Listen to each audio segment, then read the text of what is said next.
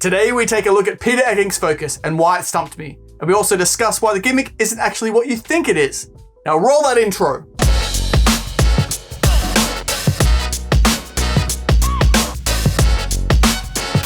G'day elites, welcome back to Stumped. My name is Bo Creamer. Thank you so much for joining me. I hope you're having a great weekend. Now before we get into today's Stumped, if you wouldn't mind, could you please like and subscribe if you're new here because it helps out the video loads.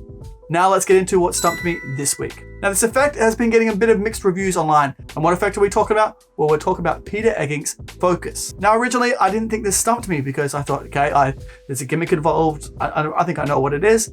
I was chatting to one of the fellow Murphy's employees and they said, what do you think the gimmick is? I said, I think it's this. And they said, actually you're wrong, which then stumped me. So join me, we'll see what's going on. All right, so here we are. So let's dive in and see exactly what this gimmick is. Go, Peter. Let's see what it is. Oh, okay. So this gimmick is not what I thought it was at all. This is really clever. It's actually very easy to use. It looks very simple to use. And he's thought of all of your angles on this. So the gimmick is actually, I'm very, very impressed with Peter here. So well done, Peter. Oh, that's clever. I don't hate that, to be honest. Like, I like that gimmick. It's so simple. Like, anyone can do this. Okay. All right, let's head back upstairs and have a full debrief. Okay, so we just come back up from watching the tutorial. What's my feedback on it? Well, it's about 7.5 minutes for the tutorial, which is in these days relatively short for a tutorial, or really short for a tutorial. But does it need to be longer? He goes through how the gimmick works. So once you see how it works, you know exactly how to fix it if it breaks. And if you don't, I'm 100% sure someone else will, because it is that simple. Now, also the actual explanation of the performance, the whole routine isn't very long in and itself. But Peter goes through all the steps of the performance. So it isn't bad at all because you actually learn the actual routine. And like I mentioned, all your angles are covered. It's really, really nice. So let's talk about what you get in this release. Well, you get a little bag that has like your code in it for your website.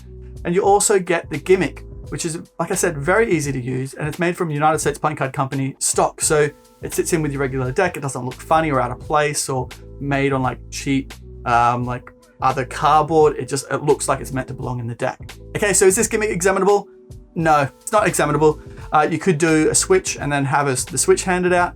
But I don't think that's obviously an issue either because there are gimmicks out there that aren't meant to be handed out. And if you're performing this, your spectator's not thinking about this piece of cardboard with a hole cut in it. They're thinking about their card with the signature on it. But if you want to hand it out, but by all means do a switch, I don't think that's really necessary.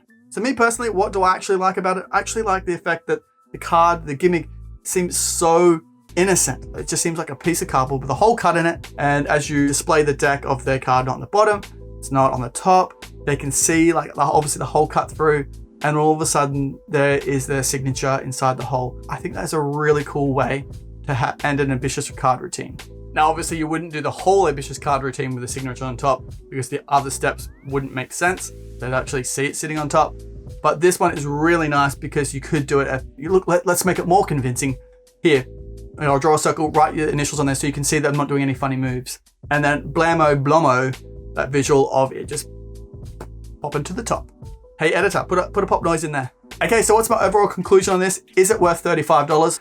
It is a beginner level magic trick. If you're a beginner magician and you want something that is really simple to do, really visual, easy, it sits in your pocket, it doesn't take up any space.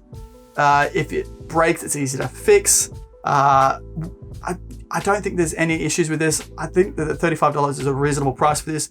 Even though the tutorial is quite short, I don't think it needs to be any longer. But if you've got any questions about this, please leave them in the comments below. I'd love to answer them. Obviously, besides what the gimmick actually is. But definitely check it out. Link in the description below. Also, for where you can pick it up today at your favorite magic shop. It is available again, like I said, for $35. Now, did this stump you? Let me know in the comments below. I'd like to know. And if another effect stumped you this week, please also put a link in the comments below as well. I'd love to check it out and review it on next fortnight's Stumped. Now, that's all we have time for Stumped this week. Thank you so much for joining me. I really appreciate it. I hope that clears up a few things on Focuz for you for the people that were asking. So let you get back to your weekend, champion. Have a good time. Bye for now.